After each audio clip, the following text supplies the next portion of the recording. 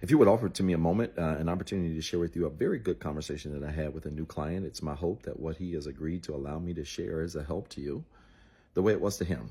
He is 33 years old. Let me get my notes together here. 33 years old. He's single, a single divorced father of two, and was married at the age of 21. He had been married for about 10 years. He says, Doc, I have a great career. I have been on a 2-year healing journey. I've been in therapy for 2 years on my journey. And he said, I felt it was necessary because of the things that I've gone through. But I'm really struggling at this stage of my life because I'm attempting to date and engage others. And it just seems like things are happening one thing after another. I said, what do you mean by that? He said, well, it just seems like I'm having so many problems in these engagement spaces. I find myself getting upset over all types of different things.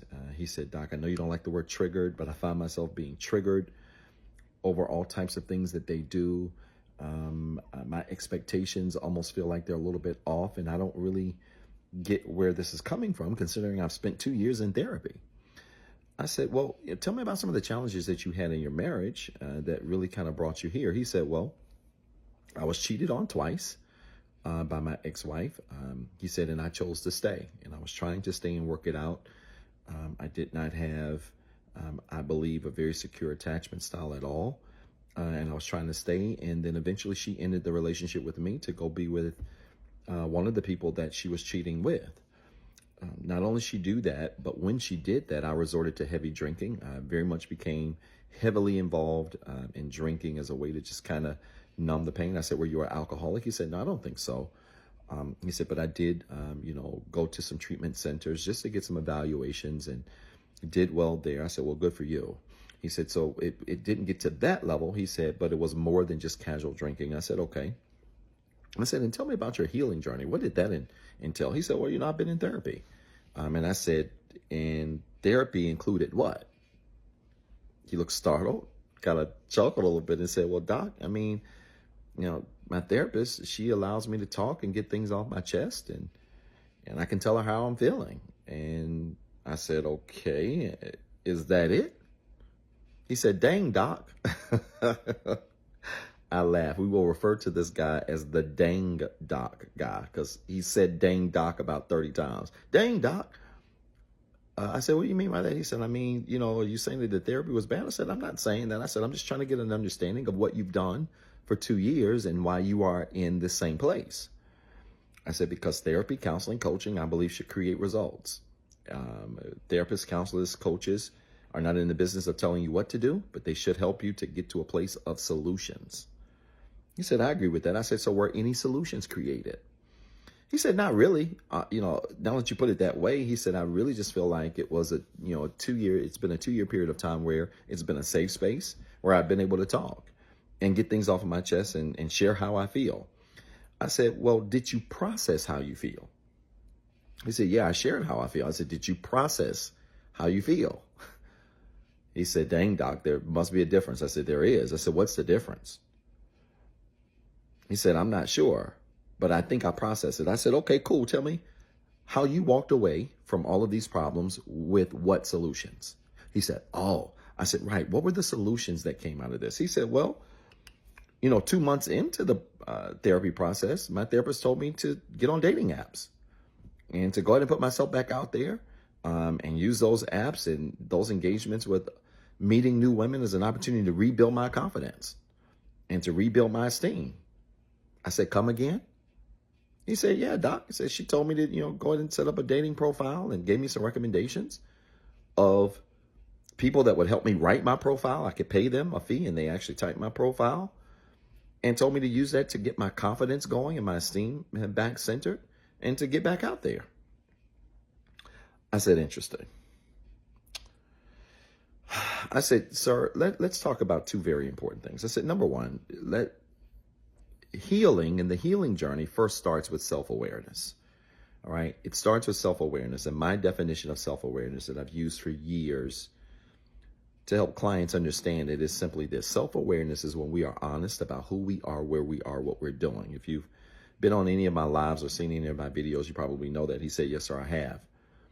I said, so that's self-awareness, right? When we are operating in self-awareness, we are operating in an authentic space because we are operating in a space of honesty. And honesty really is the core of healing. That if you are not receiving honesty through therapy, honesty through counseling, honesty through coaching, these sessions so oftentimes turn into confession sessions that grant you a safe space to talk, but an inadequate place to process. He said, dang, doc, that's pretty clear. He's a really nice guy. I said, so this is problematic for me. I said, because there's a really bad trend with our culture and society, and that is people are so uncomfortable with the truth. They're very uncomfortable with the truth. In fact, people will create narratives in their minds to avoid the truth. People will come up with all kinds of ideas and ideologies to avoid the truth, when in essence, the truth is going to do one of two things. It's either going to set you free or it's going to make you mad. And I said, one of the things that I try to infuse into my work is just telling people the truth. I said, does everybody like that? He said, I would imagine not. I said, they don't. Everybody doesn't like my approach. My approach isn't for everybody. I'm not for everybody. I'm okay with all of that. But one of the things that I know to be effective in helping people process challenges in their lives to get to solutions is getting comfortable with the truth. He said, Doc, I couldn't agree more. I said, so that's the first thing. I said, but let me give you something to just consider quickly about this whole dating app thing. I said, because I think this is probably the issue. I said, have you ever purchased new furniture? He said, of course. I said, when you purchased the furniture, what did you do? He said, I chose the furniture and they delivered it. I said, cool. I said, and what did you do before they delivered it? He said, I didn't do anything. I said, they just walked the furniture in and just dropped it anywhere? He said, no, sir. I said, so what did you do? He said, well, I identified the space where it needed to go. I said, and what else? He said, and I told him to drop it there. I said, was the space where the furniture needed to go already cleaned out? He said, yes, sir, it was. I said, what would happen if you did not clean the space where the furniture was going to be delivered? He said, it would be a mess. I said, why? He said, because I'd be attempting to deliver furniture in a space that wasn't prepared for it. Then he paused, literally paused and did like this and said, wait. I started laughing. I said, sir, you have no business on dating apps right now. In fact, you have no business dating, period. I said, the fact of the matter is your house is too junky for new furniture to be delivered. He said, dang, Doc. He said, only you. I said, no, it's not that. I said, this isn't about being prideful or arrogant. I said, but one of the reasons why analogies work for people is because it helps people to see things that seem complicated in a very simple way. The reality is that was just not good advice. Before you do anything in terms of moving forward, you need to clean the house first. There's nothing wrong with dating. It's nothing wrong with starting over. If you're going to start over, you're divorced. I said, but sir, your house is too messed up. I said, listen to the things that you said to me. You've been cheated on twice. She ended the relationship. You wanted to stay. She married or is now with the person that she cheated on you with. And you mean to tell me the best solution is to keep all of that junk there and then put a new person on it? He said, absolutely not. I said, sir, before you do anything in your life, as it relates to wanting to heal and grow, number one, you got to be honest. The honest truth is you're not prepared to date. You need to park the car. You need to sit down. You need to wait. I know in this society that we live in, information age, everybody wants everything fast. But the fact of the matter is you need to pause and take your time. You're not ready to date. You need to sit this one out. And number two, while you're sitting it out, clean up your house so that when your new mate is prepared for you, your new mate has somewhere to go and she doesn't feel like she's sitting in junk. He thanked me for the call. I'm pleased to work with him. I hope this made sense. If it did, type church in the comments with 3 R's. And then remember, you've got 2 jobs. 1, be better today than what you were yesterday. And 2, don't forget what I told you.